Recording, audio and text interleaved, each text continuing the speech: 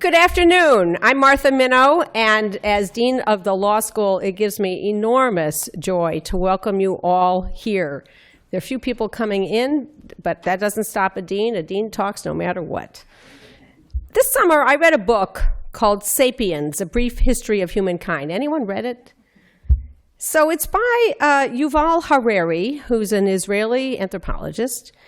And it was first published in Hebrew in Israel in 2011, in English in 2014. And in the book, Yuval Harari says he learned it was possible to ask very big questions and answer them rigorously.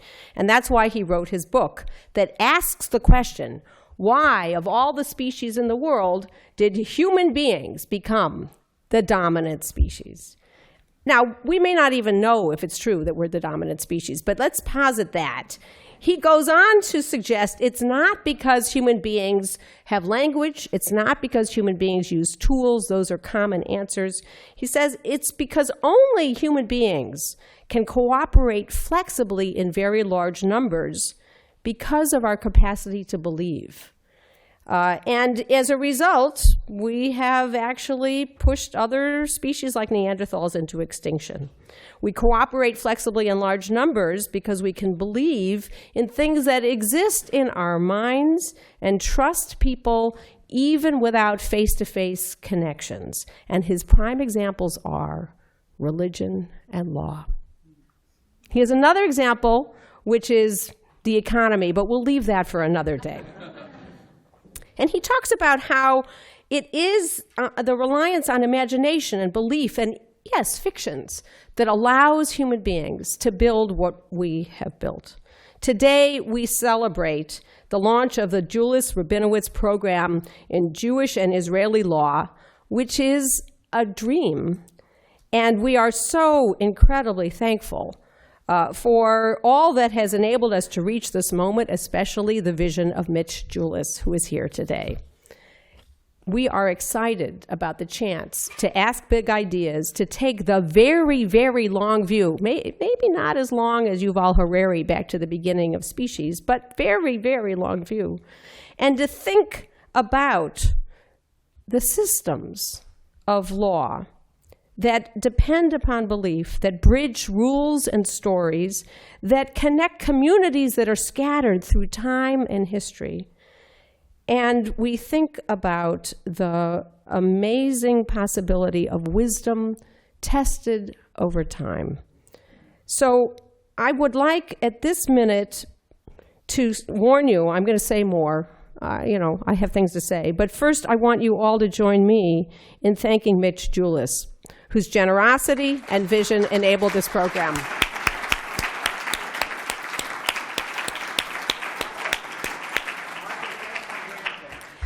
We thank your grandparents deeply. We're going to give you something, which is a token. Here it is. And it's a chair. It's a Harvard Law School chair. And I quote as I give it to you, but we promise we'll mail it.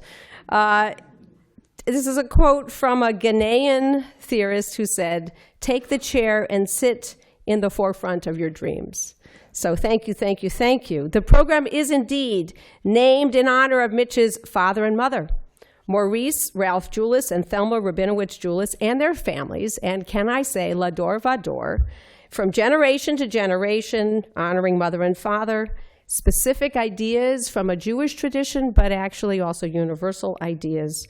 And at the core of the mission of Harvard Law School is the idea that from generation to generation, we pass on knowledge, we deal with precedent and change, and we honor the past while inventing the future. When we talk about the past in the United States, we have a tendency to assume that the United States is all that there is. Although we actually, surprise, surprise, operate in a globe, and we even try to be a global law school. We also tend to focus on the present and maybe the very near future. And therefore, we need to be shaken and reminded about other important legal traditions and about the long view. And that is why we've historically made an investment in the studies of Greek and Roman law and Islamic law. And today we inaugurate a program to ensure the study of Jewish and Israeli law. And there are 4 dimensions that I just want to highlight. One is the focus on the development of a legal system that has endured over time, developed through the generations since what, 500 BC? We can debate when the exact moment is, but very long ago, constantly expanding resources of law and commentary, intricate opinions, legislation, customs, recommendations, and study. Secondly, developed over space, because the laws developed and have been applied by authorities in nations and in regions and territories all over the world without one official voice, with different communities, maybe giving even different answers to halachic questions. This tradition has a process of dealing with communities that transcend location and time, and with few exceptions, deal with settling controversies not by hierarchy, but by something that's known very well. It's called argument. Third, the study of normative rules, not only without the force of a nation state, but actually also with the force of a nation state. And here, the instance of Israeli law is incredibly important, reflecting the diverse history of a territory, the state of Israel, through the last 100 years that reflects law prior to independence, including Ottoman Empire, including the British sovereignty, common law, the development of law influenced by all the major religious communities there, and civil law, including German law, the German Code, as well as Jewish law, and even a little American and Canadian law. Throughout history, Jewish law has made profound contributions to legal thought and practice. It remains vibrant and relevant around the world. And because of the commitment to study this tradition, we here at Harvard Law School will explore a living legal tradition of Jewish law and legal discourse that connects time and space. And fourth, how could it be otherwise? This program will model debate and dissent. It will model dialogue. And today's inaugural events both echo dialogues and debates in the past and presage dialogues and debates to come, offering counterpoint and point and discussion and commitment. Winston Churchill, not exactly Jewish, but he said, "Courage is what it takes to stand up and speak. Courage is also what it takes to sit down and listen." And that is very much the spirit that animates this program. To listen, to learn, to debate, and learn again. Now, who on earth could be capable of leading such an effort?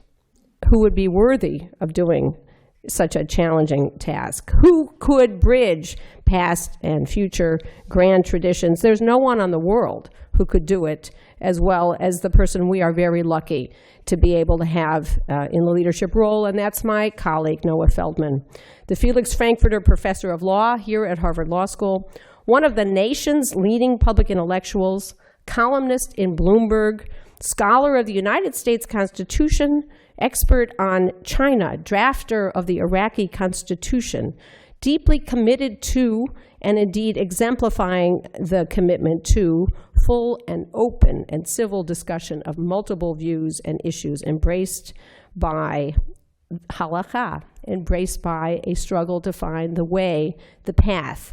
And his expertise in Talmud is matched only by his commitment and interest to all things legal, including Islamic law. I can't resist noting that the Torah portion last week was Noah. I can't resist noting. Now, what else can I say? We are venturing to new land. We are past any floods. Good things are about to come. Noah, as a righteous man, will lead us into advanced Jewish legal topics, just as he has in his classes that include seminars on custom and legal authority and the other and the enemy in Jewish law, as well as his offerings on Talmud and his offerings on constitutional law. With the resources of this program and Noah's leadership, we hope over time to make Harvard Law School into a national and international leader in the study and analysis of Jewish and Israeli law from a broad array of perspectives, bridging even Harvard University, which is extraordinary, not to mention the world. We will be asking big questions exemplified by today's topics, looking at the foundational questions. Is there such a thing as Jewish law? And how does that relate to the long-standing question about dividing the law Jewish and Greek? Is it possible for a democratic state to be a religious state, Jewish or Muslim? Let the fun begin. Noah, thank you.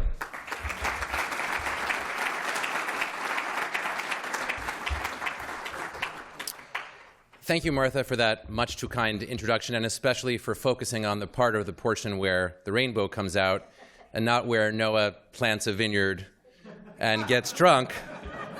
I do promise wine for all of you at 6 o'clock just across the hall, but sobriety will be observed. In the spirit of thanks, I would just really like to thank Martha, who is not only a dean and a friend and a colleague, but has been a mentor to me throughout my professional life. And without her, this program would not have come into existence, and I'm extremely grateful. And I would, of course, like to echo Martha's thanks and appreciation to Mitch Julis, and in gratitude to his parents, in whom the program is named.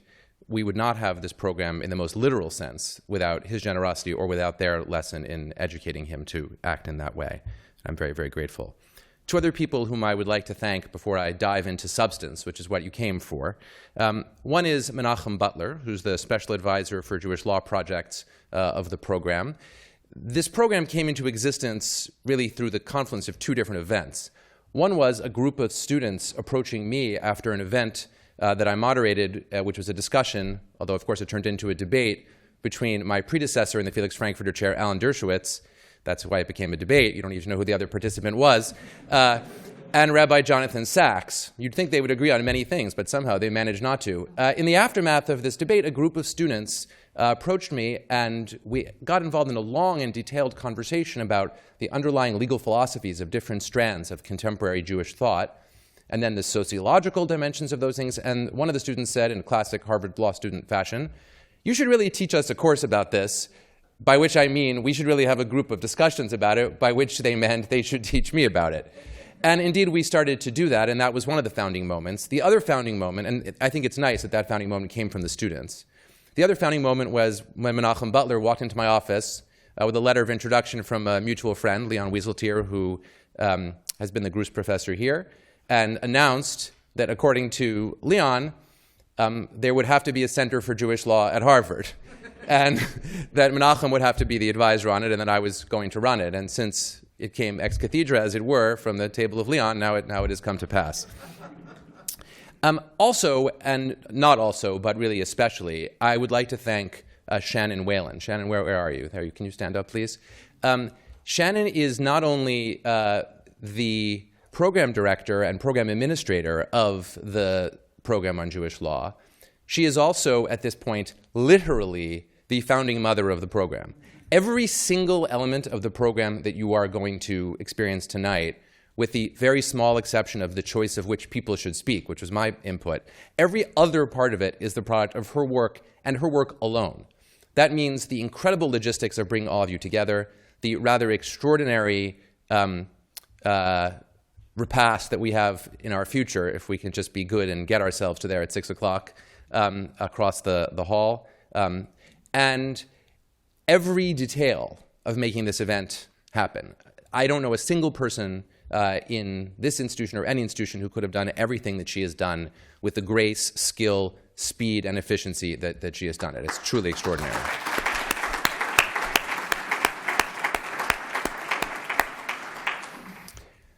I want to welcome guests and members of the law school community. You are too numerous all to name individually. You come not only from all parts of this university, not only are you colleagues and teachers and students, but also people representing Jewish organizations and organizations of learning across this city and indeed across the country. Your presence is deeply appreciated, and I hope that it symbolizes the efforts that we will make within the context of the program to partner with other institutions to open our ears to all viewpoints and to engage in conversation and discussion with anybody who's interested in engaging. And actually, I think I'm willing to have conversations with people who don't want to engage, too, if it comes to that, although those conversations tend to get one-sided relatively quickly. But if you're here, then you're participating, and I'm profoundly grateful for your presence, and I thank you all. Why a program on Jewish and Israeli law? Well, that's a genuine and legitimate and indeed challenging question, and I'll spend just a moment or two trying to answer it before we move to the event. To begin with, the two systems of Jewish and Israeli law are distinct and different from each other. One is a complex, contested body of reasoning and rules that's embedded in an ancient and evolving religious tradition that finds its roots in Scripture and its interpretation. The other is the body of law of a state whose foundational document commits it to being, quote, Jewish and democratic. These two forms of law sometimes interact, and they frequently make demands on each other in the real world that we occupy. And I would suggest to you that those interactions and those mutual demands, by the way, those demands are often not reciprocated or responded to, but they are nevertheless demands, justify the possibility of studying both subjects within the same institutional framework. Nevertheless, I would insist that simultaneously, both of these topics must be studied independently of each other. And that is true not only on conceptual grounds, it's also true because the practitioners of these systems, many of the practitioners, would, and we care here at Harvard Law School about practitioners of a legal system because we think law is, among other things, a social phenomenon that actual people engage in. Those practitioners frequently would deny absolutely that these systems have any relationship to each other. So there are those who would claim that Jewish law must be conceptualized wholly apart and entirely apart from anything to do with Israel in its current legal and institutional incarnation. And reciprocally, there are practitioners of Jewish law, reciprocally there are practitioners of Israeli law who would deny absolutely that Jewish law in any of its forms should have anything to say to the law of the Jewish state. That doesn't mean that they would deny that Jewishness in some form comes into Israeli law, at least via the formulation of Jewish and democratic state, but some would say that that contribution cannot come in the space of law at all. So we are committing ourselves in the course of our program of study here to acknowledgement of the mutual claims that Jewish and Israeli law make upon each other, and to engagement with those claims as interesting, and in many cases, interesting precisely because of the conflict that they engender. And simultaneously, we're committing ourselves to independent study, to two independent forms of study and analysis that can take place on parallel tracks, but then can sometimes shed light on one another. How should we do that? Well, we're a law school, for better or for worse, and that means that we engage in interdisciplinary analysis that draws on the tools of legal analysis that have been developed in the academy, both in law schools and in other departments, over the last, I was going to say 100 years, but the truth is that some of the methods that we use are substantially older than that. Some of them go back to the very first period in which law began to be studied rigorously as a discipline, and that goes back, it's certainly in the West, at least 1,000 years. To the extent we're using the tools of Jewish law, one could trace that back even further. But the point is that we're willing to use and prepared to use any of the range of disciplinary methodologies that can be tested by whether they shed light on the legal phenomena that we're engaged with. Now, notice that that makes us different than a department that sees the methodology as the core of its identity. We in the law school don't see a method as the core of our approach. We see a subject matter as the core of our approach. And we are hopeless magpies in drawing upon the methods of all sorts of disciplines. But we don't apologize for that. We insist on it. And that's the reason that I think we're well situated to study phenomena of Jewish and Israeli law. Similarly, we're interested in touching on subject matters that are related to Jewish law. And for us, importantly, those frequently involve comparative study of other systems of religious law, if indeed Jewish law is a form of religious law. We'll talk more about that later, or rather Professor Boyarin will, which would include Islamic law, which would include canon law, which would include a broad range of legal systems that might be useful comparands. We're also interested in other state forms of law that might be useful comparisons with the law of Israel, and we'll have, and I'll come to this shortly, a very innovative, I believe, opportunity for discussion of some of those comparative issues in our second session when we talk about the relationship between Israel and Tunisia, that is to say the comparative relationship, not the interactive relationship. But I will come to that shortly. So interdisciplinarity and comparison will be our hallmarks. And that leaves the question of, now that we know the methods that we will use, parentheses, all methods, what attitude we will take. Attitude is tremendously important in this particular context.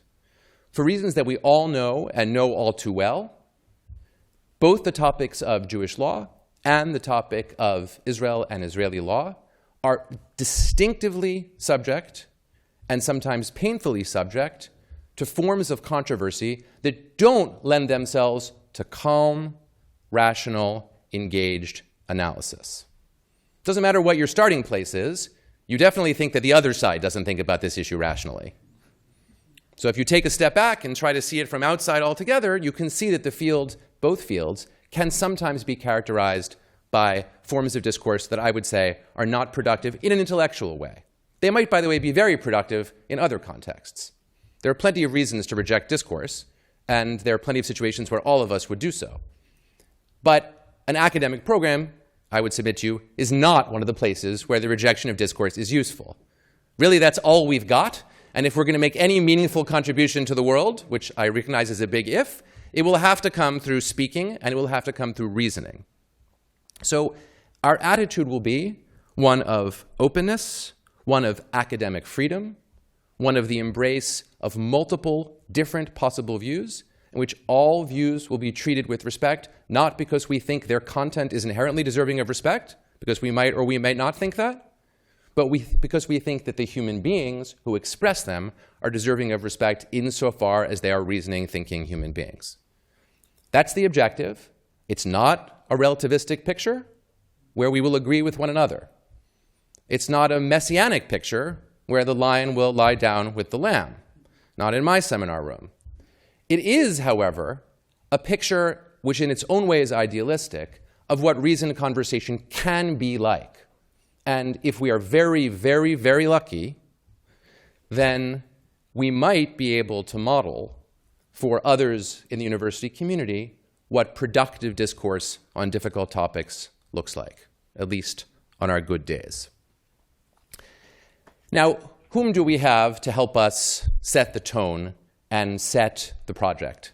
We have, I'm very proud to say, the most remarkable and distinguished group of speakers that could be imagined for this moment. And I'm going to introduce them all now, not because they're all about to speak, because in fact, we'll have 2 talks and a little bit of conversation. Then we'll have a break with food and wine, and then we'll return for more talks. And I note parenthetically that all will be finished before any jurisdiction reports any results in the election. You have my word on that. I will not stand between anybody and the other historically significant events that are occurring today. The reason, though, that I'm going to introduce everybody now is that I want to emphasize to you that the very selection of the people who are participating should begin in some ways to model for you what we're trying to do here. This is intended to send clear signals of what our objectives are as a matter of scholarship and engagement. So our first speaker is Professor Daniel Boyarin, who is the Hermann and Sophia Taubman Professor of Talmudic Culture in the Department of Near Eastern Studies and in the Department of Rhetoric at the University of California, Berkeley. Professor Boyarin is, in my view, easily the most creative paradigm-shifting and indeed frequently paradigm-breaking scholar working in Jewish legal materials today. His presence is wonderful for us, not only in its representation of the other side of the country, which sometimes in this university we forget exists altogether, but in a range of methodologies of thinking about Jewish law that, as someone who was trained here, at least as an undergraduate, by the late and very great Professor Isidore Tversky, and may he be separated for a long life, Professor Bernard Septimus, the methodologies in which I was trained, and some people like Professor David Stern, who is now head of the Center for Jewish Studies here, can attest, since he actually did the PhD, not just the undergraduate degree in which he interacted with these figures, the methodologies are rather different than Professor Boyarin's methodologies. And that's a good thing. That's a good thing. We want to be broad, methodological, and interested in all different perspectives and approaches. Among Professor Boyarin's famous books are Carnal Israel, Reading Sex and Talmudic Culture, A Radical Jew, Paul and the Politics of Identity. I actually taught that book twice in the last 2 years, once in a seminar on Carl Schmitt and once in a seminar on antinomianism in Jewish law. You know it's a creative book when it can fit into those two diverse contexts. And one of his most recent books, A Traveling Homeland, The Babylonian Talmud as Diaspora, I find particularly moving for thinking about the issues that we've been dealing with today, that we'll deal with today. He's also the co-author with Carlin Barton, who is here today, of Imaging No Religion, How Modern Abstractions Hide Ancient Realities. We're thrilled to have you here, Professor Boyarin. Thank you.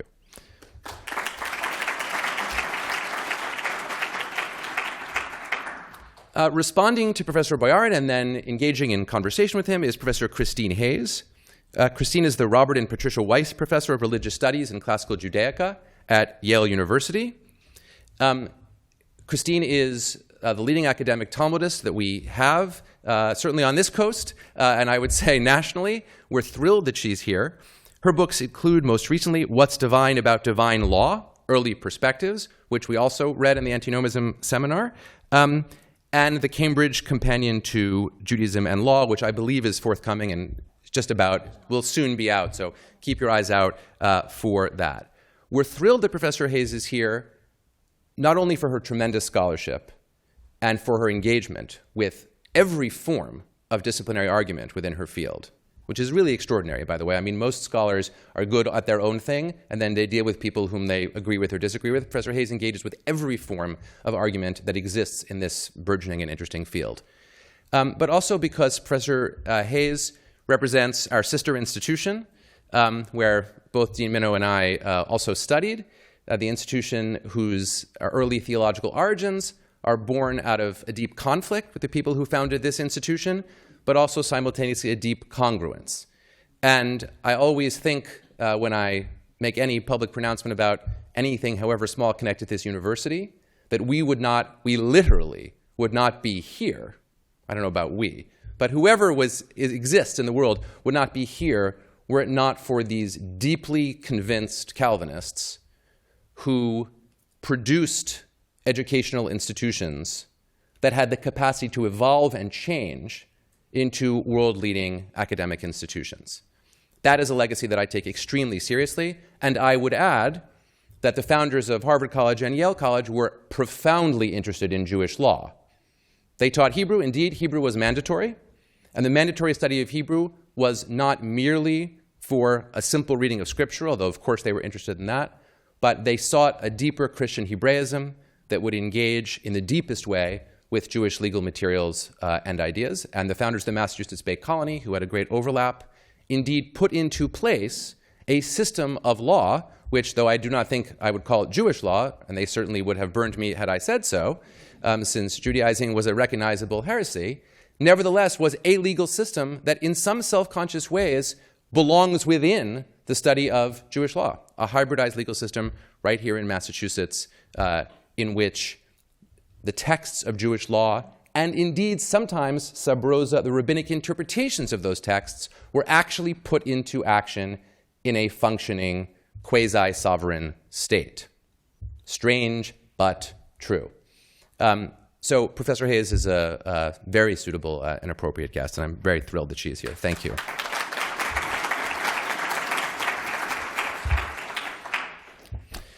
After our break, we will have an opportunity to hear a really remarkable conversation, I think a unique one.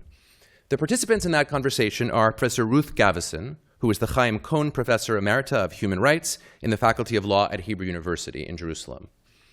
Professor Gavison has won every prize that the State of Israel has to give, but you've heard of the Israel Prize, certainly. That's the biggie.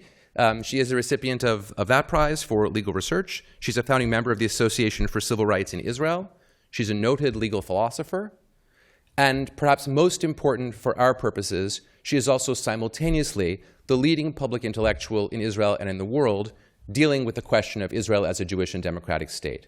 Her writings on the topic are universally read and discussed.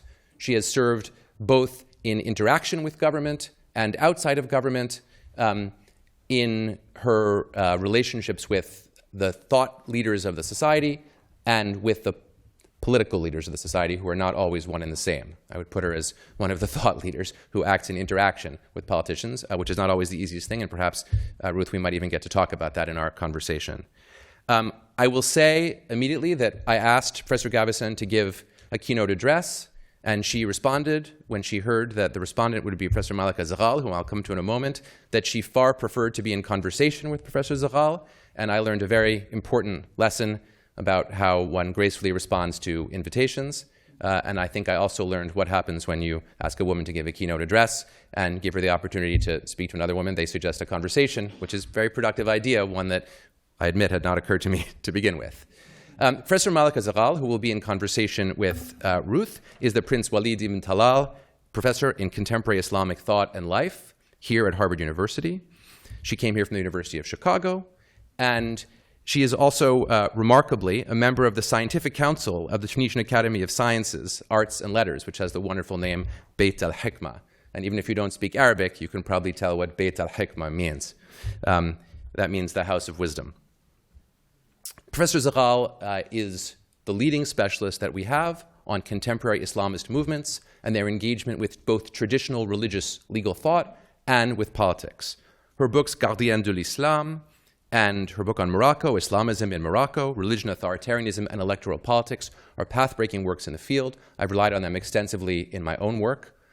She's also the leading expert anywhere in the world on Tunisia and on the fascinating constitutional process there, which has generated, at present, a functioning, on most days, democratic state that comes out of that creates a constitution that gives a place to Islam, though notably not to Sharia, although we'll hear more about that. And the polity, as a result, is grappling with questions of the relationship between Islam and democracy in a way that's unprecedented in the contemporary Arabic-speaking world. And my modest proposal is that this will be an interesting conversation.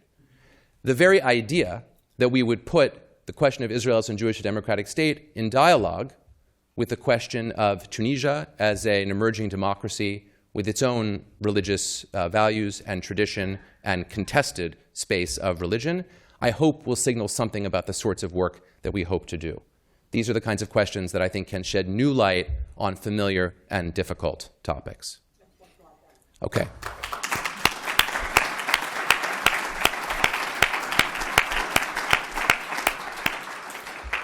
Thank you all very much for being so patient. You have sat through the formalities and the preliminaries. Now comes the real action. I'd like to turn the floor over to Professor Daniel Boyarin.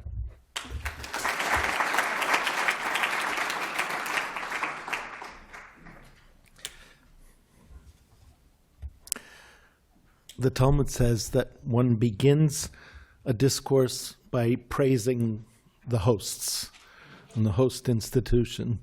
So I would like to both praise and thank Dean Minow, Professor Feldman, and especially Mr. Julis for making this occasion possible and necessary, the inauguration of a Center for the Study of Jewish Law at Harvard, and for inviting me to participate in the festivities. I want to reveal one not-so-secret secret. Dean Minow said, Midor Lador, Well, there's a little instantiation of Midor Lador here in that Professor Hayes was actually my very first doctoral student. So, and I'm very proud to have her as such a distinguished scholar in her own right. So somewhat provocatively, as you can imagine, and as anyone who knows me might expect, my lecture is called, Is There Jewish Law? The Case of Josephus. Martin Buber famously accused the translators of the Septuagint of having invented Christianity by mistranslating Torah as nomos, and argued that it was, quote, the Greek narrowing of the concept of Torah into law that makes possible Paul's opposition of law and faith. Without the change of meaning in the Greek objective sense, Buber writes, the Pauline dualism of law and faith, life from works and life from grace, would miss its most important conceptual presupposition, end quote. Now, whatever Paul did or did not understand, I would exonerate the translators of the Septuagint from having perpetrated a so-called Greek narrowing of Torah, suggesting rather that they engaged in a Hebraic broadening of the concept of nomos into Torah, and so were understood by Judean readers. My main witness will be that somewhat later near contemporary of Paul, Josephus, Yosef ben Mattatyahu, the historian. So the main body of this talk tonight is called Nomos and Narrative Against Apion. Josephus is against Apion. It is by now well established that ancient, including Hellenistic and late ancient Greek, had no word that corresponds even roughly with the modern term religion, as problematic as that term is in itself. Also held by many, albeit still controversial, is the proposition that Judaismos does not mean what we mean when we say Judaism, referring simply to the practice of Judean ways and political loyalty to the Judean cause. Right? Now, I use the term Judean advisedly where many scholars and writers would write Jewish, and I think perhaps the reason for that will become clearer as I go along. Without any covering terms such as Judaismos, a term which neither Josephus nor, for that matter, Philo ever use, and without a term that means religion, how did a Greek-writing Jew, or for that matter, a Hebrew or Aramaic-writing Jew, such as Josephus, refer to the Judean way of life? To begin to answer this question, I undertake a look at a very charged word in Josephus and in Judeo-Greek generally, namely nomos, and its plural nomoi. These terms are usually translated into English as law and laws, but I will try to show that that translation also significantly misses the point in Josephus, even distorts. In his remarkable defense of the Judean way of life and against Apion, the only term used to describe that way of life is nomos. This lecture then will begin, therefore, with an examination of what Josephus means by nomos, a task easily and profitably accomplished since he tells us exactly what it comprises for him. In Josephus, as we dare say, in ancient writers in general, the abstractions and categories of law, politics, and religion are not useful analytic categories. The following narrative will begin to show how what we call law nomos in Greek, is imbricated in these complex lexical usages and thus conceptual fields.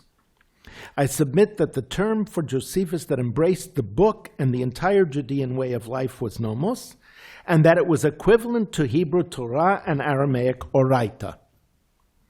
On one level, this point is trivial, since, as mentioned, already in the Septuagint, the regular translation of Torah is nomos.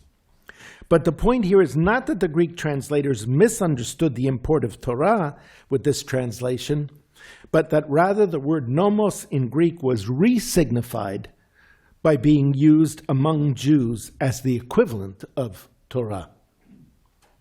The best way to see this is to follow his description and defense of the Judean nomos in Against Apion, a text in which Josephus explicitly defends the Judean nomos from attacks on the part of several quote-unquote pagan authors, including said Apion. Here he gives as full an account of what nomos Torah means for him as we could desire. An excellent sense of what the Torah comprises can be found in the following passage. Quote, "But since Apollonius Molon and Lysimachus and certain others, partly out of ignorance but mostly from ill will, have made statements about our legislator Moses and the nomotheto," right, the legislator, the law giver, founder, and the laws, nomoi, that are neither just nor true, labeling Moses as a charlatan and fraudster, and claiming that the laws are our teachers in vice and not a single virtue. I wish to speak briefly, as best I can, about the whole structure of our Constitution, Polyteuma, and about its individual parts. For I think it will become clear that we possess laws that are extremely well designed with a view to piety, fellowship with one another, koinonia, and universal benevolence, as well as justice, endurance in labors, and contempt for death. Right? Now, as broad as the Harvard Law School curriculum is, I don't think a course on contempt for death would be included. I appeal, continuing with Josephus, I appeal to those who will peruse this text to conduct their reading without envy, for I did not choose to write an encomium of ourselves, but I consider this to be the most just form of defense against the many false accusations against us, a defense derived from the laws in accordance with which we continue to live. Just a sort of sidebar here for the moment. When Franz Rosenzweig, writes an apology for Judaism in the 20th century, he makes the same point, that apologetic is not, as we think of apologetic frequently, as a kind of papering over or false pink coloring, rose-colored coloring of a culture, religion, whatever. But actually, it's like the defense that a good and honest defense attorney will provide in a courtroom. Not lying, not papering over, but explaining what is, in some sense, a true and just defense of his or her client from false accusation. Although, to be sure, Josephus uses here polyteuma, something like constitution, and thus a term that we would refer to politics or government to refer to the Torah of Moses, the nomoi are that which makes up the polyteuma, Moreover, as shall be demonstrated below, he frequently uses nomos in this very sense of the whole unified object, the polyteuma. Within the polyteuma there are laws, but let us note again of what the laws consist. Laws regarding piety, fellowship, universal love of humans, justice, perseverance in labor, and contempt for death. Unpacking this, we see that the whole, by whatever name he refers to it, and he has several, consists of what we might call ritual laws, structures of governance that lead to fellowship and benevolence, but also laws in the strict sense, justice, decay, as well as prescribed practices to inculcate personal moral characteristics, which are taken by us to be external to the law per se.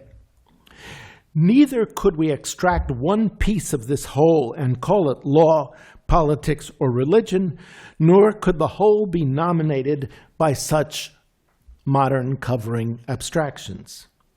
Note that the term nomoi includes all of these categories and practices as well, and even more, as we shall presently see. In a lengthy passage, Josephus argues for the totality of the Judean code of laws, as well as its accessibility to all Judeans. Referring to Greek philosophers, including Plato and the Stoics, who are all recognized by Josephus as followers of the true God, note that, he writes, "These, however, confined their philosophy to a few and did not dare to disclose the truth of their doctrine to the masses, who were in the grip of opinions. But our legislator Moses, by putting deeds in harmony with words, not only won consent from his contemporaries, but also implanted this belief about God in their descendants of all future generations, such that it is unchangeable. The reason is that by the very shape of the legislation, it is always employable by everyone and has lasted long. For he did not make piety a part of virtue, but recognized and established the others as parts of it. That is, justice, moderation, endurance, and harmony among citizens in relation to one another in all matters. For all practices and occupations and all speech have reference to our piety towards God. He did not leave any of these unscrutinized or imprecise." Now we note several things. First of all, the ideas of Plato and the Stoics are designated as philosophies, philosophia, not in contrast to the Torah of Moses, but as members of the same class. The legislation of the Torah, as opposed to that of the worthy Greeks, is so perfectly designed as to inculcate in all of its receivers correct doctrine about God as well, which the others fail to do owing to their esotericism, not their secularity. Right? In other words, the greatest virtue of Torah is its accessibility to all Judean people, as well as the provisions that are incorporated within it for making it available and known to all. In this passage, Josephus begins a wide-ranging comparison of the Torah of Moses with the practices of other peoples with regard to inculcating merit according to their lights. Josephus has already designated the form of Judean government, again politeuma, via an apparent neologism as a theocracy, theokratia, ruled by God. Right? Note that Josephus invented the term theokratia, as far as we know. That is, God as he expressed himself in the Torah. This is not ruled by priests, as we use the term theocracy, as shown by John Berkeley recently. This is, as demonstrated recently by David Flatto, nearly the exact opposite of our current usage of the term theocracy. Josephus here explains how the theocracy works by elaborating a theory in which virtues are inculcated by the Torah via a combination of words, logoi, and practices, erga, thus rendering it superior to those cultures that seek to transmit their values either by words alone, Athens, or deeds alone, Sparta. Josephus makes the point as well that for the Judeans, eusebia towards God is not a virtue among the other virtues, but is the master virtue which incorporates and inculcates all of the others. Words here, it should be emphasized, means precisely the written laws which one studies, as it is glossed in the next sentence, while deeds is glossed in the next Josephine sentence as instructing through customs and not words. Ethesen epaideon ou logos. Josephus is clearly relating to the dual practice so characteristic of later rabbinism of lives dedicated both to the study of Torah, logos, and to the practice of the commandments, erga. Right? And those who know rabbinic texts know that this was explicitly thematized in a famous controversy between Bet Shammai and Bet Hillel as to which were superior words, Torah or Maaseh, practice. And the conclusion, of course, was that both are. As Berkeley and Josephus is writing a couple of hundred years earlier, one of the interesting things about studying Josephus, and I think this is under-recognized, is how important a source he is for the antiquity of ideas, thoughts, practices, discussions, issues, problematics in the Foucauldian sense that appear later on in rabbinic law, and how much continuity there is between, we tend to forgive me, but this might be my last chance to say anything at Harvard. I want to get it all in. So we tend to lump Josephus and Philo together as Hellenistic Jews because they both wrote in Greek, but they're actually, I think, very, very different from each other in some ways. And one of the ways is, I think, the actual closeness that we observe in Josephus to Palestinian ways of thinking that then show up later on in rabbinic texts.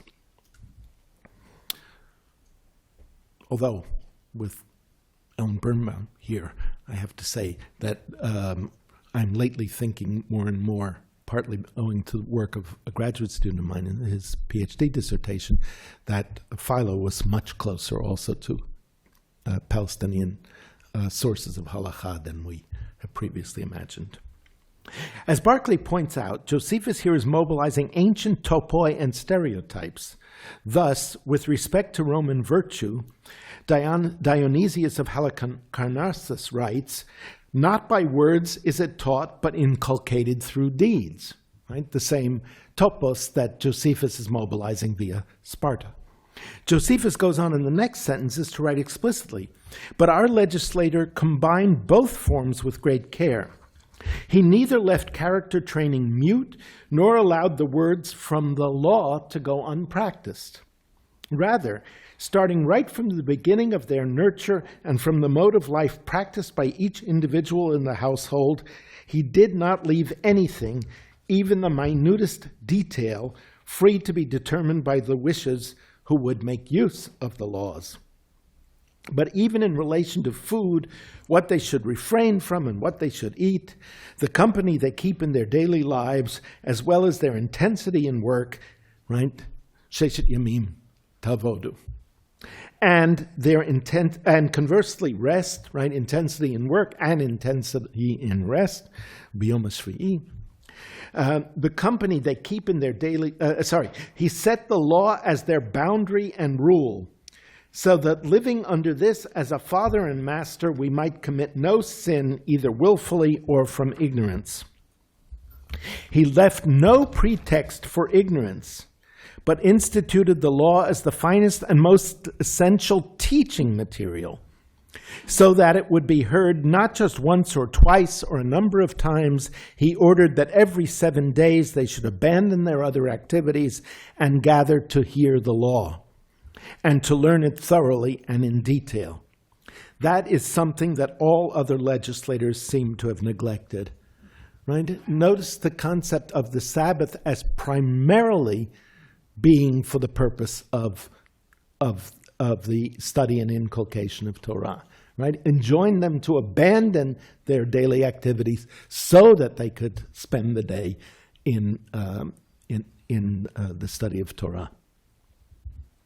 So far as Josephus here from identifying the Torah with religion, that Moses is described as a lawgiver, nomothetes. Of course, Josephus has not forgotten his description of the polity as a theokratia. Indeed, the fact that he was the giver of God's law raises Moses to the status of divine man, theon andra. Even more striking, the primary purpose for the Sabbath rest here is precisely the opportunity for study of the Torah. Moses combined into a perfect whole the instruction of Israelites in virtue by not leaving any required practices unexpressed, nor by leaving any words to be theoretical or unpracticed. The Nomos is thus the perfect expression and teaching mechanism for all Jewish merit. The combination of constant hearing of the words and practicing the deeds inscribed in those words achieves excellence. For us who are convinced that the law was originally laid down in accordance with God's will, it would not be pious to fail to maintain it. Josephus goes on at this point to detail the merits and virtues inculcated by the Nomos. Among the values and orders inculcated by the Nomos are some that we in our modern thought world might identify as politics, some as religious, and others as legal, and some as economic, in fact, without any distinction of these latter-day abstractions being made by Josephus. Thus, the Nomos has led to concord among all Judeans, in their conception of God. Moreover, their commonly held lifestyle, bios, leads them to concord as well. Right? Kol Yisrael Chavirim, as we know. The Nomos organizes the world with God at the top as governor of the universe, who designates the priests as managers, as overseers, and judges in disputes.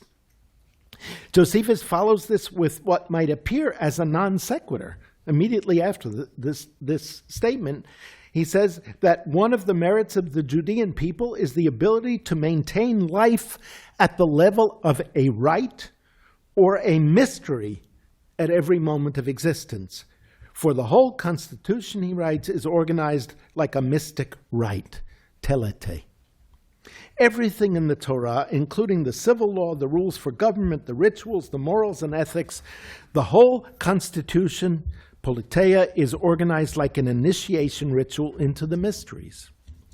This passage requires some exegesis. And as we say, of course, exegesis saves.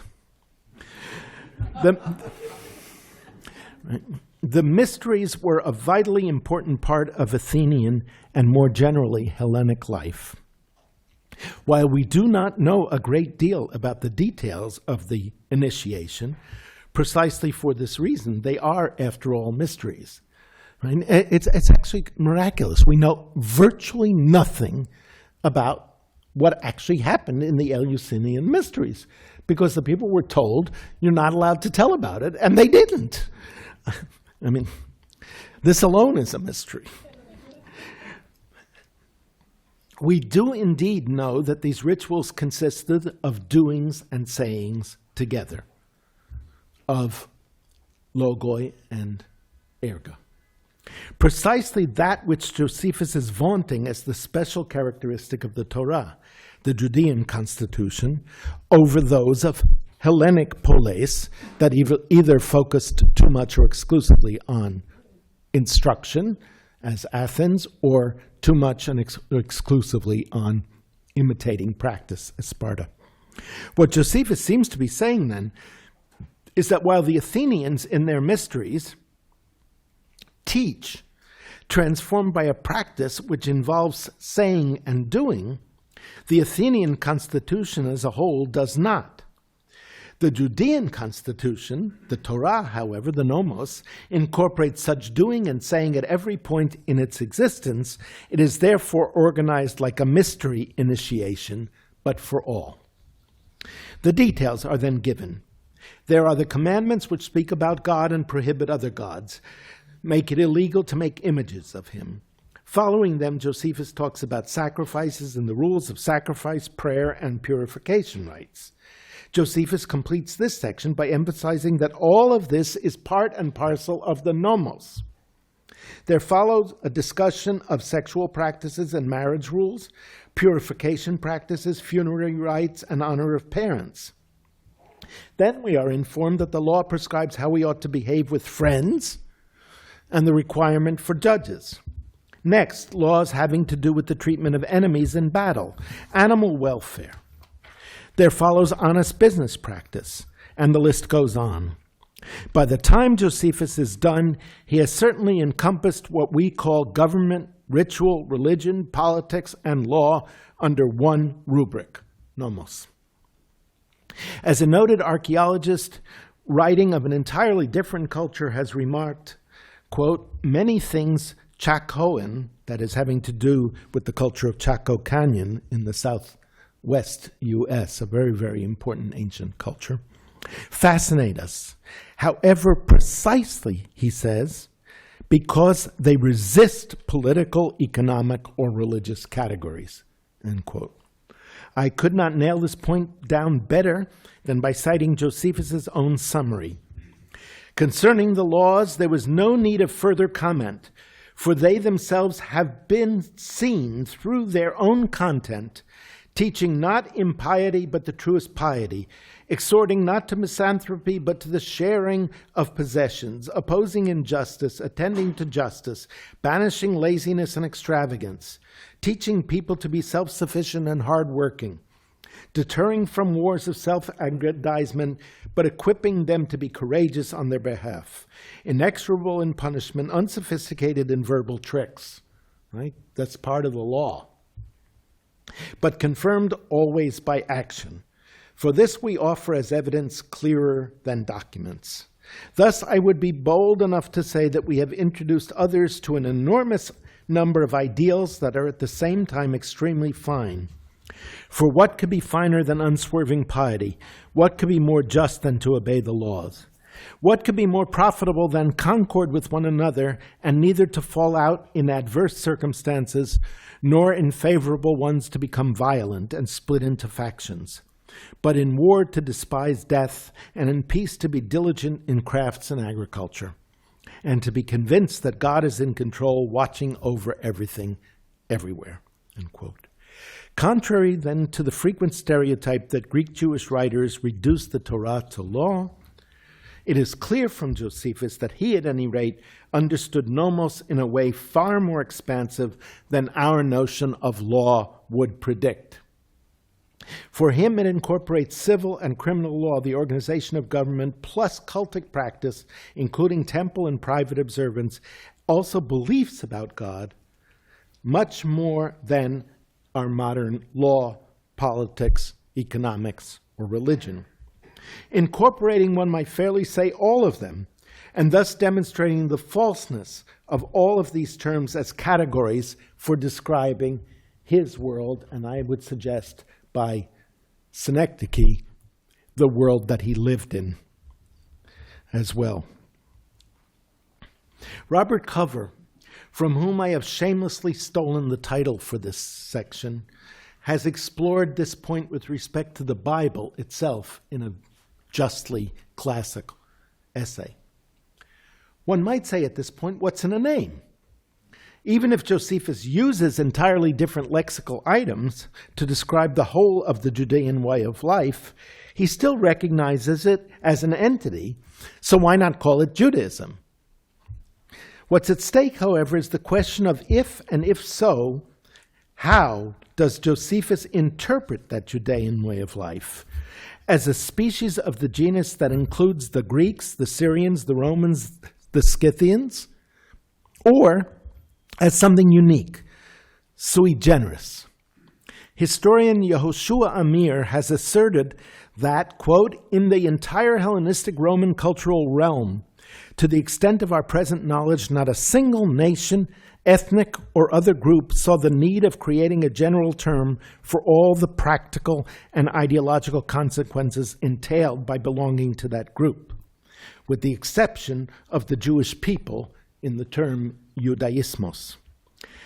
End quote. I believe that Josephus's lack of use of Judaismos, as well as everybody's lack of use of the term Judaismos, except for a very particular context in 2 Maccabees, where it manifestly does not mean the whole Judean way of life, or the religion, or anything like that, shows that Amir is precisely wrong.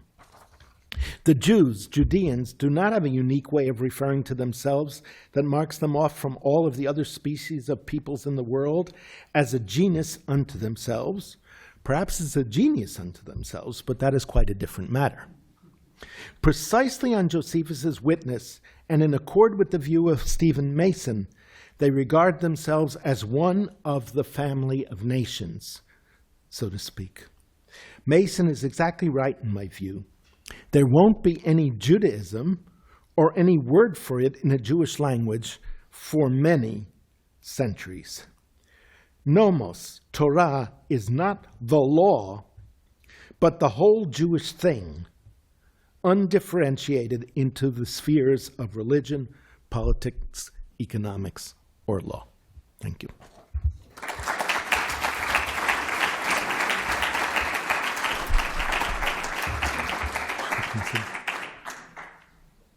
Thank you, Professor Boyarin. Professor Hayes, the floor is yours. Yeah, by all means. Perfect.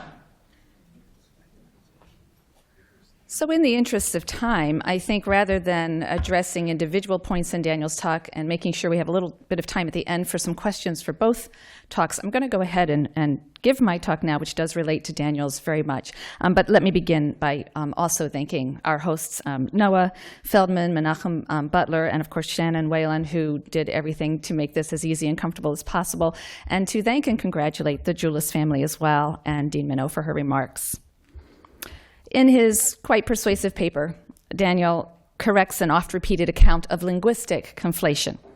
On this account, articulated by Martin Buber, the Septuagint's translation of the Hebrew term Torah as Greek nomos, understood as law, led to a narrowing of the broad concept of Torah into law, setting up the Pauline critique of Judaism as law in opposition to faith. Daniel's alternative account acknowledges the phenomenon of linguistic conflation that translation can trigger, but reverses the direction of that conflation. Rather than the broad concept of Torah being narrowed into law, the narrow concept of nomos, he argues, is broadened into Torah. And Daniel proceeds to defend this claim with extensive reference to the writings of Josephus, for whom nomos, resignified and employed as the equivalent of Torah, came to refer not merely to something like the modern notion of law, but to the entire Judean way of life. That Judean way of life, argues Daniel, is a complex entity that resists reduction to the modern analytic categories of law, politics, religion, and now he adds economics, even as it implicates and imbricates all 4 of those. Now, as I say, Daniel's account is persuasive, and I'd like to spend my time, first of all, getting a drink of water, if that's possible. Sorry about that. I'd like to spend my time, oh, thank you. A hero and a rescuer.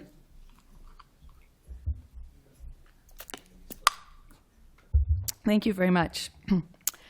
Spend my time providing the backstory for his story, or to say it another way, detailing the larger and more general conflation that lies behind and makes possible this particular instance of conflation by Josephus and that of other Hellenistic Jews.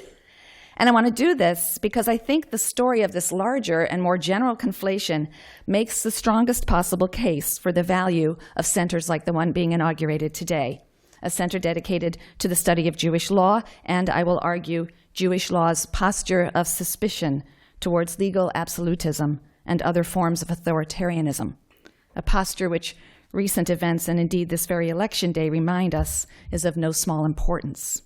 But I'm getting ahead of myself. I'm actually going to say something about life after the 7th century, which never happens to me, but I get to do that today. In my recent book on ancient conceptions of divine law, I point to the vast gulf that separated Greco-Roman, particularly Stoic, understandings of divine law and the biblical and later Jewish conception of divine law. But in the years since the book's publication, I've come to see that for all their differences, these diverse constructions of divine law are actually driven by a shared vision. I've come to see that each of these traditions is motivated by a desire to ground written laws, the black letter rules and legislation governing human society, in an authority that transcends mere convention, but does not at the same time absolutize them. To connect the laws that govern us to a transcendent authority, to divine the law, if you will, while retaining the possibility for critique, modification, and evolution of these laws is a tough needle to thread, and yet both traditions manage it. Each makes possible a written law that enjoys authority without immutability, authority without truth claims, authority without authoritarianism. The Stoics and the biblical tradition accomplish this in such dramatically different ways that I may forgive myself for failing to see that when I wrote the book. And that they shared this common goal, for failing to see that they shared this common goal, but they did. So I'd like to unpack that claim here in what might be seen as the prequel to my recent book, pursuing an idea that I didn't take up there. By what authority and right do the written laws of a social group lay claim to its members' obedience? An old question. The ancient Greek philosophers struggled and often failed to provide solid ground for written law's authority, and the sophists attacked conventional law and morality as arbitrary and meaningless. Against this, as John Martins explains, the Stoics sought to base morality on something transcending human convention, something unchanging and eternal. Rather counterintuitively, they chose nature. It's counterintuitively because the Greek philosophical tradition had long understood nature and law, physis and nomos, to be antitheses. The Cynics, of course, championed what they called life according to nature over the legal codes and political associations that they felt compromised freedom. But most other philosophical schools perceived the state of nature as brutish and violent, a state where force rather than justice prevails. On this account, human conventions and laws are preferred over the chaos and violence of nature. But as Plato asserted in the Protagoras, the laws of states provide only a partial rescue from the state of nature.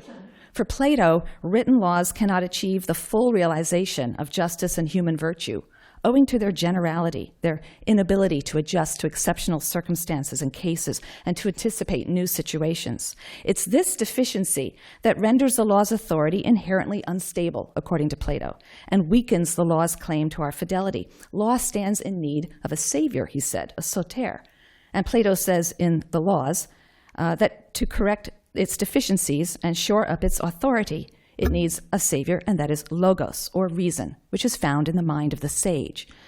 Now, the rational adjustment of written law's general and incomplete rulings brings it closer to the goals of justice, and so increases its authority. But persons with the rational capacity to rescue the written law from its inherent deficiencies are rarely found. And so, for Plato, we muddle through with defective written laws, which must be coercively enforced because they lack inherent authority. Enter the Stoics, who asserted an inherent logos in immutable nature. I don't have to depend on the mind of a rational person anymore. A rational order in nature that could support justice and law. Diogenes, the founder of Stoicism, declared life lived according to nature to be a life of positive virtue, because to live such a life is to be guided by the law which pervades all things, and that law is right reason, orthos logos. So Diogenes linked nature, law, right reason, and God to create the idea of natural law. The true law that leads to virtue is reason in its highest form, and that reason is implanted in nature. And since for the Stoics, God is not distinct from nature, the rational order or eternal reason or logos of nature that grounds moral virtue is none other than divine reason, applicable universally to all humankind, immutable and true. Now, as Martins notes, positing nature as the infallible guide for the virtuous life flew in the face of the long-standing opposition in Greek thought between physis and nature, physis and nomos, nature and law. So the Stoics had to tinker a little bit with both the concept of nature and the concept of law. Regarding nature, the Stoics broke with long tradition and characterized nature not as chaotic and arbitrary, violent and brutish, but as rational, ordered to a purpose, to justice and virtue. That's not an entirely intuitive claim, by the way. Regarding law, the Stoics took advantage of and tweaked a long-standing distinction between unwritten and written law, asserting that the lawfulness they were talking about in nature is not found in any written code, as it happens. The universal, immutable, rational law of nature, the divine law, is an unwritten law distinct from and transcending the written laws of states. It's accessible to the sage, whose rational perfection frees him from the need for written laws altogether, and also positions him to critique and modify and improve them. This rational critique, grounded in the immutable morality embedded in nature, boosts confidence in the written law and underwrites its authority without conferring upon it an immutability not proper to any human thing. So let's appreciate this accomplishment before we talk about the Bible's version. In their search for solid ground for the laws of the state, the Stoics posited an immutable, rational, and true morality embedded in nature, a divine unwritten law against which the fallible written laws of human states could be continually evaluated and refined. So by holding the written laws of states accountable to the immutable and true divine standard, they bolstered the law's authority without attaching to it the qualities of immutability, inherent rationality, and truth. So the authority of the written law of states was enhanced to the extent that it's formulated and refined by the eternal and divine logos or reason, and to the extent that it strives to approximate the perfect unwritten natural law. The more rational, meaning universal, true, and immutable, the more authoritative. But the written law can never quite get there. It's not absolutized. Whatever our aspirations for it might be, written law will always be in need of adjustment and repair owing to its imperfection. Now, the revolutionary Stoic conception of an unwritten divine law of nature, reflecting an absolute and immutable standard of morality, on the one hand supported, and on the other hand created the conditions for a principled critique of the written laws of states that could serve as a check on legal authoritarianism. A parallel achievement, but by other means, may be attributed to the ancient Israelites, who formulated a very different conception of divine law in the pages of the Hebrew Bible. The ancient Israelites also sought to base morality on something transcending human convention, something unchanging and eternal. Instead of choosing the divine reason of nature, however, they chose the divine will of a personal deity. Biblical divine law is not an impersonal and unwritten natural law of reason, distinct from the written laws of states, as it is for the Stoics. In biblical tradition, the divine law is identical to the written law of the state.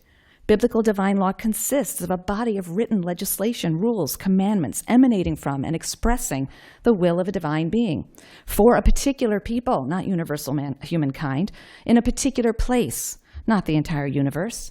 Indeed, the separatist purpose of the law explains the presence of commandments and prohibitions for which no rational basis is evident. Purity laws, dietary laws, the very arbitrariness of these laws ensures that they're not observed by peoples anywhere else. Who else would come up with the idea of not eating these things? And therefore, they serve to mark Israel as holy, i.e. set apart to the Lord. Moreover, because the divine law is a positive enactment of a sovereign will, it's susceptible to revision, because that which stems from an act of will can be changed by a subsequent act of will as the times demand. In Moses' day, updating the law in new or changed circumstances was achieved by means of ongoing revelation. Moses just went back and asked God.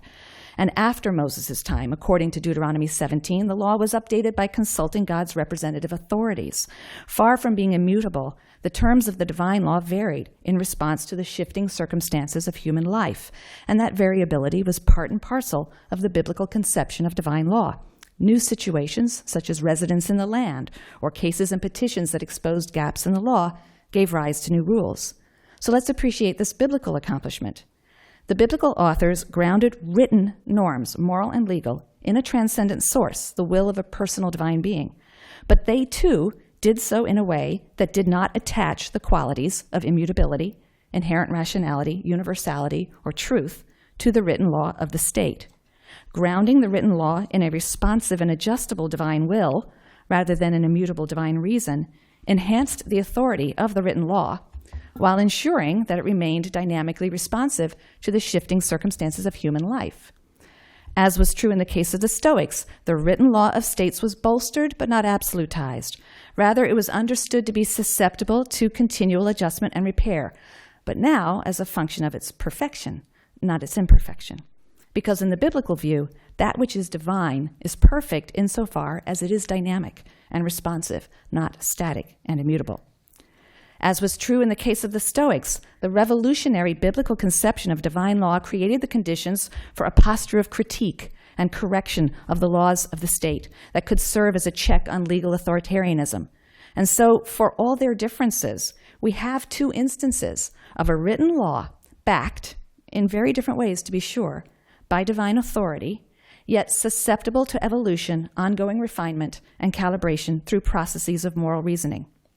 It's my contention, then, that both the Stoics and the biblical authors understood, and it's this that they tried to guard against, that to accord immutability and truth to written laws is the first step on the road to authoritarianism, because the seduction of certainty and absolutes in the realm of the uncertain and relative, i.e. life, is beyond the ability of many mortals to resist.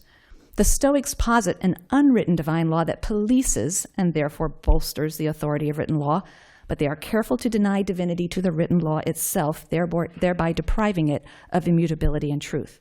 The ancient Israelites, by contrast, assert the divinity of their written law, but because they do not conceive of the divine will as static and unresponsive, this claim ensured the law's dynamic, responsive, mutable character. Thus, both achieve written law's authority without authoritarianism. Both preserve a space for moral agency and the ongoing labor of moral reasoning and aspirational striving in the evolution of written law. The two traditions have something else in common. Both contain voices that pushed against the portrait I've just painted, voices that longed for certain fixed moral knowledge. These voices were prepared to renounce moral agency and the burden of continual moral critique and moral reasoning in exchange for moral certainty. The philosophers dreamed of the certain moral knowledge attained by the fully rational sage whose perfected rational capacity perceived the ideal form of the true, the ideal form of the just, and put one on the path to virtue without the need for instruction or even the coercion of law. In biblical tradition, a minority voice also longed for knowledge that would bring automatic virtue. However, this knowledge was not the knowledge of truth as it was for the philosophers, acquired by persons of rational perfection. It was the knowledge of God's law instilled directly by God. And this idea is sounded by the two prophets of the destruction, Jeremiah and Ezekiel, who sought to comfort a nation battered by history and tempted to abandon obedience to God's law altogether. These prophets held out the promise of a future that would be easier and more secure than the present. The day would come, they said, when Israel would follow God's law effortlessly. Israel would no longer struggle to obey the divine legislation. Her obedience would be automatic, and God would see to it. Jeremiah 31, "See, a time is coming, declares the Lord, when I will make a new covenant with the house of Israel and the house of Judah. It will not be like the covenant I made with their fathers when I took them by the hand to lead them out of the land of Egypt, a covenant which they broke. But such is the covenant I will make with the house of Israel after these days, declares the Lord. I will put my teaching into their inmost being and inscribe it upon their hearts. Then I will be their God, and they shall be my people. No longer will they need to teach one another and say to one another, heed the Lord. For all of them, from the least of them to the greatest, shall heed me, declares the Lord." And a lot of teachers will be out of business. Jeremiah prophesies an ingathering of the exiles of Israel and Judah, a new covenant etched on the heart, encoded, as it were, into human nature. And we see a similar idea in Ezekiel. "I'll take you from among the nations and gather you from all the countries and bring you back to your own land, and I will give you a new heart and put a new spirit into you. I will remove the heart of stone from your body and give you a heart of flesh, and I will put my spirit into you, and thus I will cause you to follow my laws and faithfully to observe my rules. Then you shall dwell in the land which I gave your fathers, and you shall be my people." Significantly, for both of these prophets, it's not the law that changes in any way in the messianic future. The same laws, the same rules will continue to function as residency requirements for those who would live in God's land. What will change is human nature. The prophet's utopian vision, comforting in a time of national defeat and despair, represents an extraordinary turn in the Bible's account of the human, which is predicated upon the notion of moral freedom and the task of moral reasoning that accompanies it. But in the future, these prophets declare, Israel will be hardwired to obey God's will without the effort of learning, without a struggle against sinful desires. In a redesign of human nature, God will inscribe his laws and commandments, the same laws and commandments you now know, they're saying, but he'll inscribe them directly on the heart, eliminating moral freedom and therefore the need for instruction or coercion. In that future time, the Israelites will simply know the law and will be able to fulfill it automatically and without struggle, a state that I've referred to elsewhere as robo-righteousness. Now, we've seen that both classical and the biblical traditions give voice to a yearning for robo-righteousness, a desire to end the striving, to simply know virtue and attain it without effort, though for both, the object of their yearning remains out of reach. For the Greeks, as long as humans abide in material bodies, the permanent rational perfection required for the knowledge that brings virtue is not possible. For the prophets, until God replaces the stony heart with a heart of flesh so that humans are hardwired to follow the Torah, which is the path to virtue, then robo-righteousness remains a consummation devoutly to be wished, but ever beyond our grasp.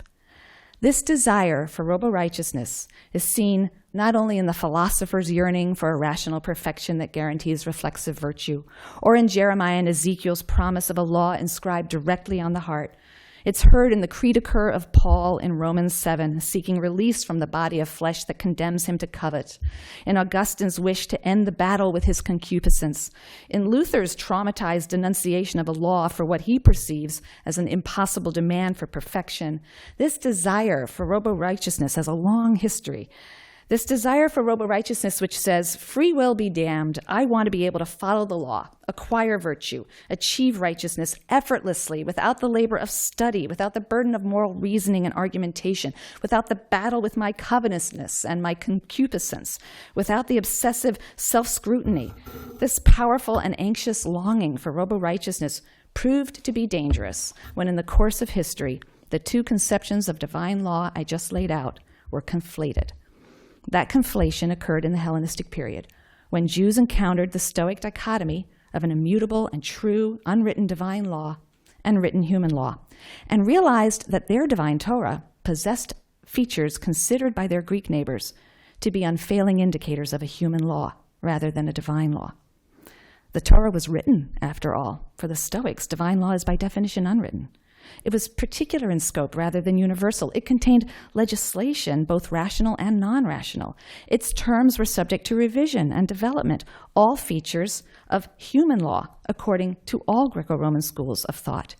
And yet Jews in the Hellenistic period did not want the Torah of their heritage to be thought of, nor did they themselves want to think of it as anything less than divine law, according to the widely accepted criteria of the culture they so admired, Hellenistic culture. And so they worked like crazy to shoehorn the Mosaic law into the category of natural law rather than positive human law, attributing to it the characteristics of Greco-Roman natural law. No one more thoroughly than Philo, the first-century Alexandrian Jew.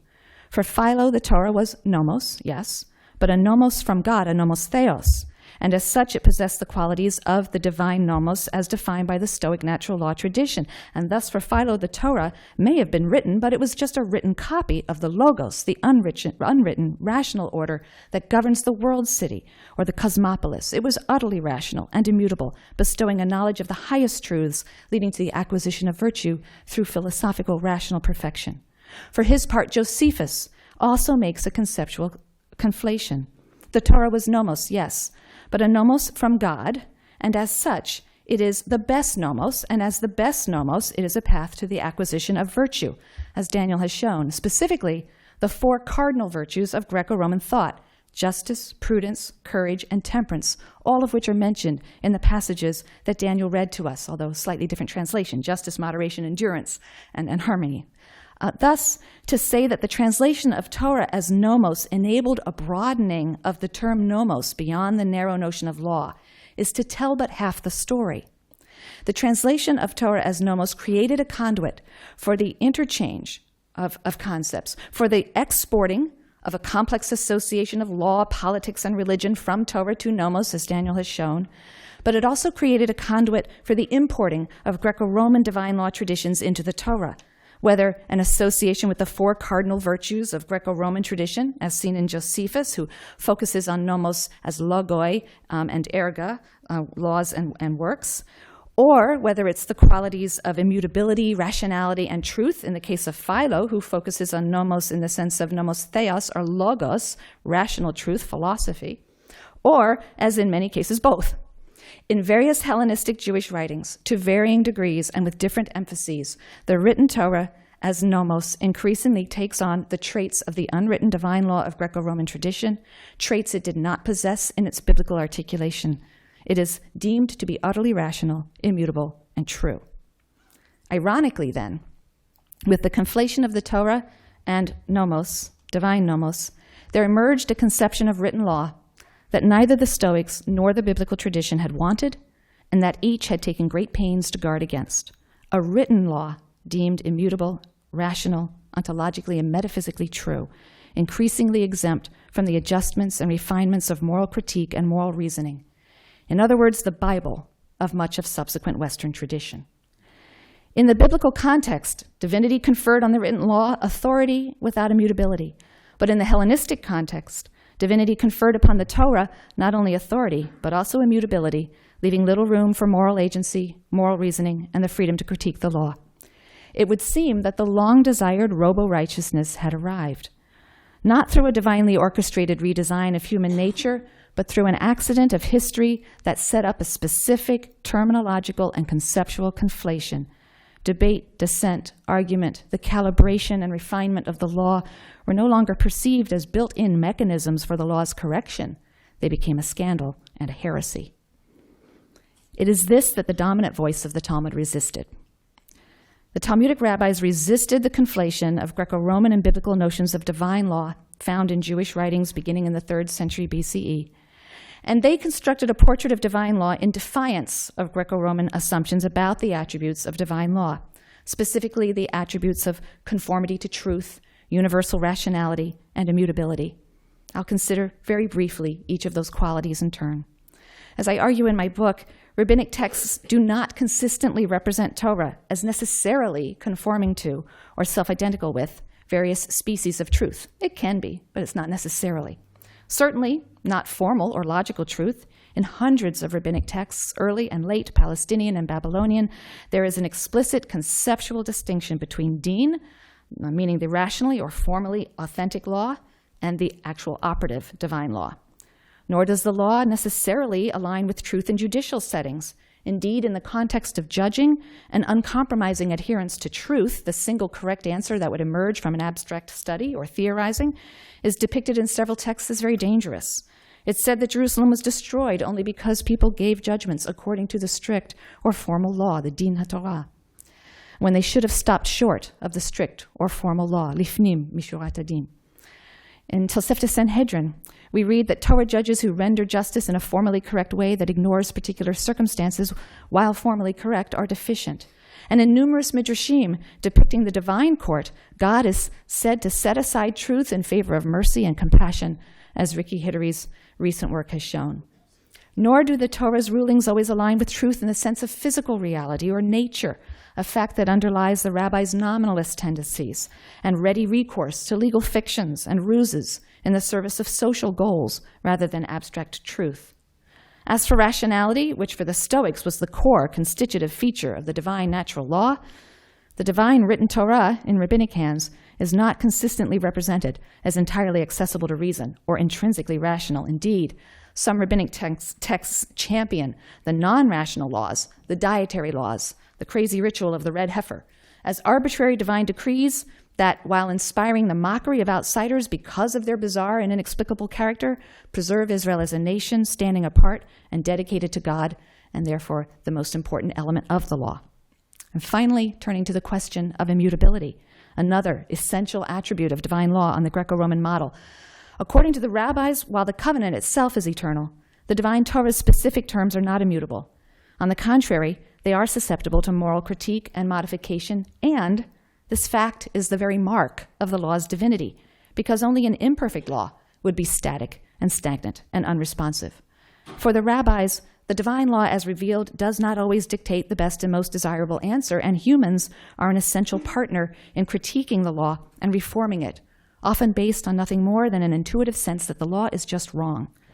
Some midrashim are quite explicit in their aggressive criticism of the divine law as morally inferior on certain points. Dov Weiss's recent book examines 140 confrontational texts from the 3rd to the 7th centuries in which humans openly confront God for the moral blindness of a particular divine law or decree. Sometimes God rejects or ignores the critique, but sometimes significantly, he courageously admits his error and adopts the more ethical stance proposed by his human interlocutor. He modifies his behavior, his decree, or law in response. To those who accept the Greco-Roman conception of divine law, the idea that divine law would not be self-identical with truth and rationality, that it would not be universal and immutable, was shocking, indeed laughable. Yet this was the claim of the rabbis, and judging by the stories in which the rabbis depict their conception of divine law as the object of ridicule by outsiders who insist on divine law as divine law's rational, immutable truth, it was a self-aware claim, a conscious rejection of a conflation of Torah and Nomos carried out by other Bible readers. In the medieval and modern periods, the Greco-Roman binary of divine natural law and human positive law would become controlling paradigms in the West. And we are heirs to that tradition, with the result that we, like Philo and like Josephus, conflate Torah with nomos theos. We too often unwittingly map onto biblical divine law the characteristic features of Greco-Roman divine law. And so for us too, the rabbinic construction of divine law can seem scandalous. For a law that is not inherently rational, that is divorced from truth and subject to change or evolution, cannot be divine. Or can it? Perhaps there's something to be gained. No, there's certainly much to be gained from bringing the rabbinic construction of divine law out of the shadows, from considering the possibility that a law and a text can be divine without being universal, absolute, unchanging truth. But the Talmudic vision is a difficult and a demanding one because it requires constant work, moral reasoning, debate, and argument. And Jewish law itself has not been consistently loyal to this vision through the ages. Jewish law has its absolutist proponents who claim for its categories and norms an ontological status that renders them immutable and true, divine in the Stoic sense rather than the biblical sense. These deformations are understandable, perhaps, the search for solid ground, the yearning for robo-righteousness, the desire to be done with the burden of moral agency and to accept authoritarianism as strong today as it ever was, and no less dangerous. Which brings us to the resistible rise of Donald Trump. And yes, that is an intentional allusion to the 1941 parable play by Bertolt Brecht, so you can look that up. How are we to account for the phenomenon of Trumpism, and what does this have to do with the Talmud? As my Yale colleague Catherine Lofton, professor of American religious history, pointed out in a recent forum on anti-Semitism, the standard account of Trump's rise, an account grounded in economics, is quite simply wrong.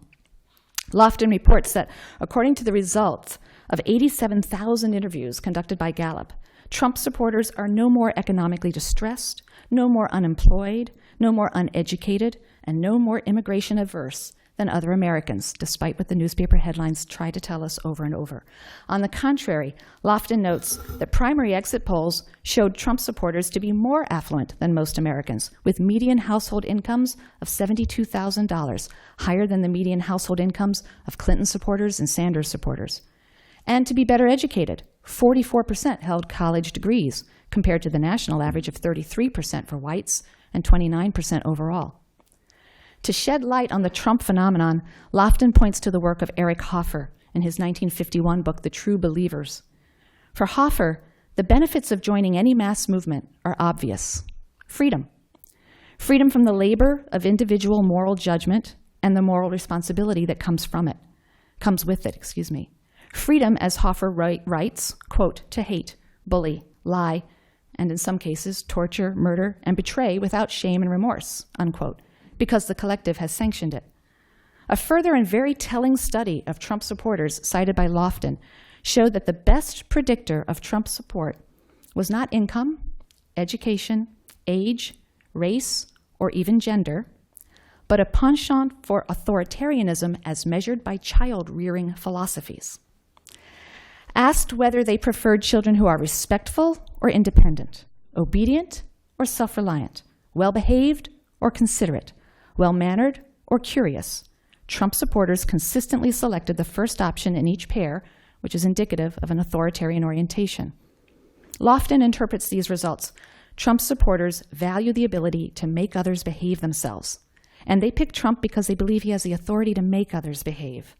Like other authoritarian figures in world history, Trump finds support not because he is right, Lofton argues, but, and I quote her, because his words hit the right ritual beats for a sporting culture hungry to see corporations, governments, bosses, politically correct rules laid to waste. Trump is you in a video game where you get to shoot your lady boss, or lady chair, department chair, punch your Latino coworker.